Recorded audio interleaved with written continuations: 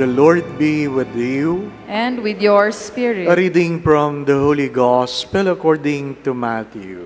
Glory to you, O Lord.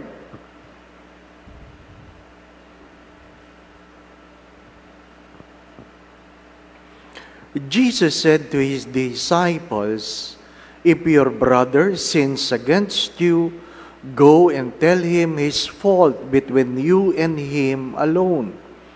If he listens to you, you have won over your brother.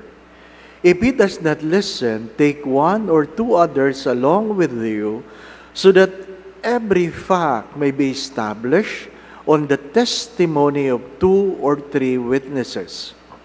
If he refuses to listen to them, tell the church. If he refuses to listen even to the church, then treat him as you would a Gentile or tax collector. Amen, I say to you, whatever you bind on earth shall be bound in heaven, and whatever you loose on earth shall be loosed in heaven. Again, amen, I say to you, if two of you agree on earth about anything for which they are to pray, it shall be granted to them by my heavenly Father. For where two or three are gathered together in my name, there I am in the midst of them."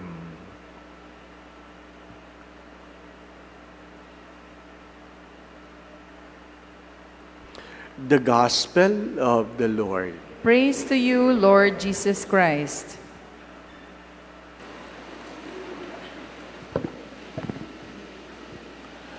To say Maximilian Kolbe died in prison is an injustice for him.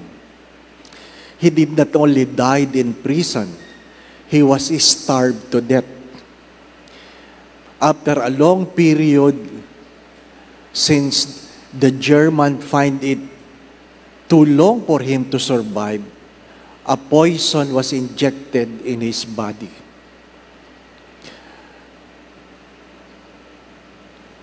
I've been many times to Auschwitz, and still I find the place creepy and eerie.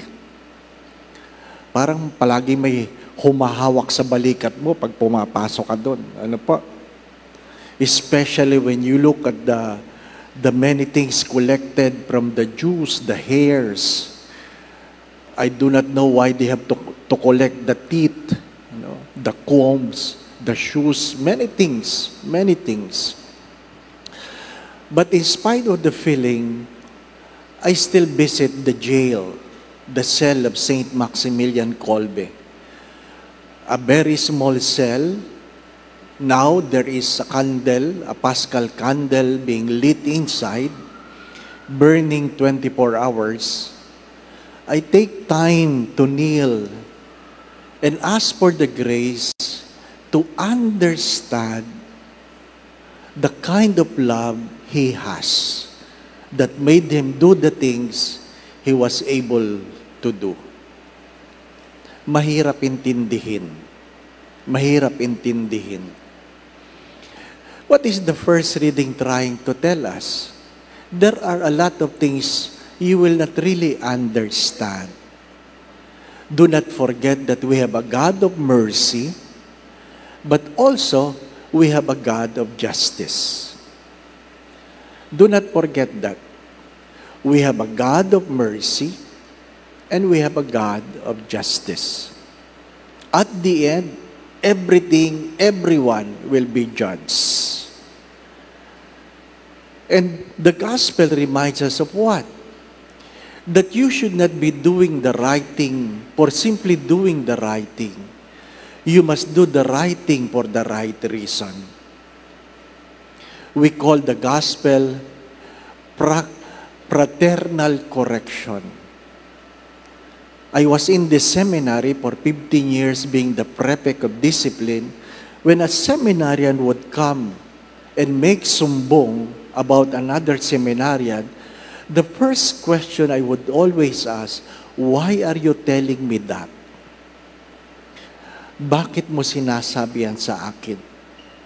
Bakit mo siya sinusumbong? You have to understand that it's not enough that we do the right thing. You must examine yourself. Why are you doing what you are doing? Connecting the gospel with the first reading, my late spiritual director would always say, whatever you do, you must choose the most loving thing to do. You must choose the most loving thing to do. Because sometimes, the most right is not always the most loving. Ano pong palagi ko sinasabi? To know the sin of the people around you does not make you holier than them. Worse, if you gossip about their sin, it makes you worse. Because that is gossip. That is gossip. What is the difficulty of correcting someone? First, you can only correct the wrongs you can accept. You have to remember that. You can only correct the wrongs you can accept. You can never correct someone who cannot accept that they have done something wrong. So if they cannot accept that they have done something wrong, stop correcting them. You will never correct them. Second, what's more evil about the wrong is when we try to justify it. Hindi lang yung nagkamali ka. Yung nangatuwiran ka pa, mas masama yun. Yung iba kasi, nagkamali na, humirit pa, nakatuwiran pa. So, that is what we call more evil than committing wrong. But what is the worst thing? They fail to accept that they have done something wrong. They try to justify the wrongs they have done. And third, they are arrogant in doing what is wrong. And that is worst. My dear friends and my brothers and sisters, now I invite that we look into ourselves. Are there anything wrong that I cannot accept in my life, that I failed to correct?